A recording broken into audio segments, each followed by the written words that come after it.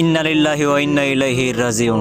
Guys, খুবই দুঃখের সাথে বলতে হচ্ছে যে আমাদের সবার প্রিয় টিম জব ব্রেকার্সের একজন প্লেয়ার জেবি চিতা অর্থাৎ সিয়াম, সে আর আমাদের মাঝে নাই। আসলে কথাটা শুনলেই জানি কিরকম লাগে যে আমাদের মাঝে কিছুদিন আগে টুর্নামেন্ট খেলছিল সেই মানুষটা এখন আমাদের মাঝে নাই। আল্লাহ তাকে জান্নাত নসিব করুক। আসলে গাইস, তার সমস্যা ছিল, তার ফুসফুসে পানি জমে গেছিল আর কিছুদিন আগে অপারেশনও হয়েছিল।